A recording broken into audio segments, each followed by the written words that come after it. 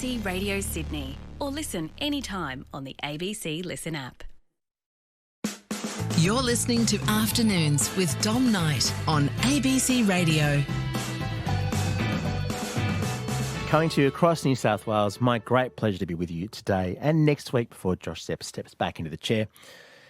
Have you ever watched TV or watched a movie and felt, oh, that's me, that's my life on the screen? Or maybe my family, maybe my cultural background, maybe my workplace. Have you ever had a show that really spoke to you and made you think, I feel represented by this? Tell me, 1300 222 702 or text 0467 922 702. I'm a white guy, so yeah, I have. I remember just before starting my arts degree at Sydney University, I watched a movie called The Nostradamus Kid, made by another white guy, Bob Ellis, who'd also done an arts degree at Sydney University. It was a movie about a guy doing an arts degree at Sydney University, Noah Taylor, falling in love with Miranda Otto and having all kinds of adventures. I didn't have as much fun in my degree as I think either Bob Ellis or the character he invented in the movie The Nostradamus Kid. But people like me are used to seeing ourselves reflected on the screen. But that hasn't always been the case for people from different backgrounds, from different racial backgrounds, different kinds of families, different lived experience. And it's been something that we've been working on in TV, in radio, and we've been paying attention to this increasingly in recent years. The good news is that a new report says that we're making progress. Screen Australia has today released the second part of their Seeing Ourselves report. It assesses the number of people from diverse backgrounds cast in Australian TV dramas. They say that since 2016, there's been an increase in the representation of First Nations, disabled, LGBTIQ+, and non-European people on Aussie TV screens, but still far from population benchmarks. So we're still not seeing on screen the Australia that exists off screen. Dr. Alexia Durbis is the Research and Policy Manager from Diversity Arts Australia. She's going to break down these increases. Alexia, thank you so much for being with us.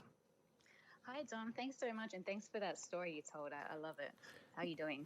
Yeah, good. Well, if there was it was bizarre how much that was like my life in many ways, but that's not a universal experience. Screen Australia CEO Graham Mason said it's vital that Australian stories authentically reflect the diversity of our nation. How are we going?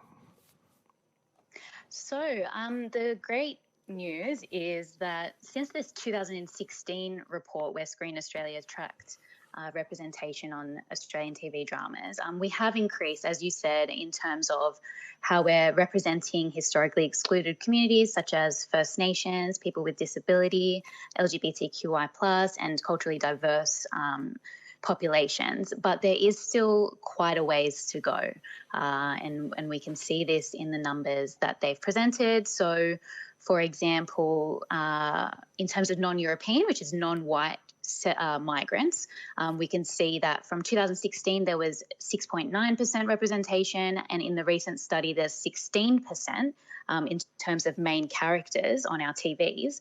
But the population in Australia of non-white people is actually more like 25%. So it's not quite there. And that might not seem so dramatic, but then when you look at the number, which is around the dramas that had all white main characters, for example, 25% of Australian TV dramas have an all-white main character cast, and then a further 23% have just one main character that's from an Anglo-Celtic background. So that's almost half of our TV dramas having literally 0 to 1 main characters who aren't white on the screen, which is quite incredible, I think. And I doubt it lines up with the everyday reality of the people listening. That's certainly not my life. So it can be confronting to hear those numbers, because I think a lot of the time when we're watching TV, we've normalised the kinds of stories that are told to us, and we don't really, because it's such a normal way that our arts and our Australian stories are told, that white people, that people, middle-class people, people without able-bodied people, for example, are the stories that we're used to seeing. So when you look at the numbers, it can be confronting. Got a text in here from John in Rockdale saying the movie Call Me By Your Name was exactly about my coming of age. I was Elio, in love with a man who would break my heart and marry a woman. I cried through the whole thing and felt deeply Elio's pain, says John in Rockdale, thank you for the text, 0467 922 702. I guess the numbers get skewed too, Alexia, by shows like, for instance, The Family Law, where you have an overwhelmingly Asian cast, for instance. It's telling a story of Benjamin Law's life, and that's his family reflected on the screen. But then that will then push the average in one way, but that might then hide casting in other shows where there's a particular character that could be of any background, and they've just cast a whole bunch of white people rather than perhaps making a cast that looks a bit more like Australia. Is that fair? Yeah, that's it. That's exactly right. So that's why that number of, when I say, it's 48% of our dramas have just one main character or zero characters. That's the number that we at Diversity Arts are thinking about as to try and kind of deal with that skew. Yeah, Family Law, even shows like Bump and Heartbreak High, where we've got really great representation, these are still a minority in the game. Someone's texted in fact, Sally's texted in, the ABC had a fantastic serial called The Heights, which ran for 2 seasons, full of diversity, then it wasn't renewed, and I miss it, says Sally. I'm sure you're not alone in that. Con says, seeing Acropolis now, that brings you back to my childhood, featured mostly Greek-type characters. Some of the comedy sketches were a bit over the top. Many of us from a Greek migrant background did identify with the characters in one way or another. This was the first time we'd seen ourselves represented by actors from our own ethnic background. We're talking about how much diversity there is on TV in Australia with Dr. Alexia Durbis of Diversity Arts Australia. So we've made a lot of progress since 2016, but we're still nowhere near where the general population is. What needs to happen now, do you think?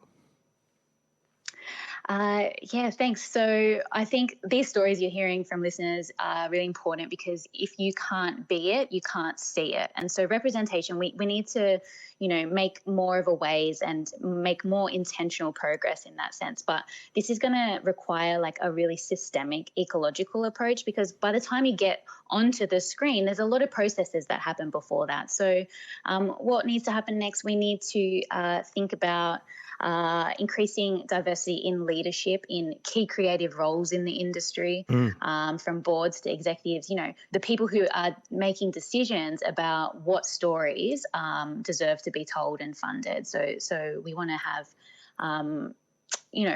things like diversity standards and quotas. These are really quite easy, actionable. They're not easy. None of this is easy, but they're actionable things that we're hoping that the industry will learn from, where, your production should have X amount of representation in the main cast in order for it to be funded, for example. So really intentional, systematic approaches to changing the makeup of the sector. And this includes emerging talent right up to leadership.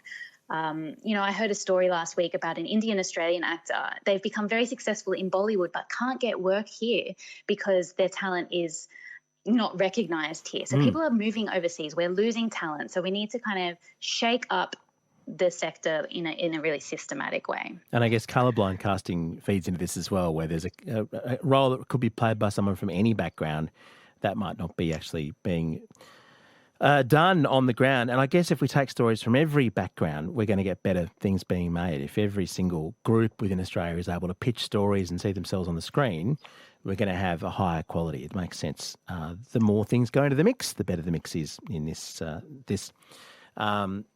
area, I suspect. But good to know that some progress has been made. Alexia, thank you for bringing us up to speed. My pleasure. Thanks, Dom. That's Dr. Alexia Durbis, Research and Policy Manager with Diversity Arts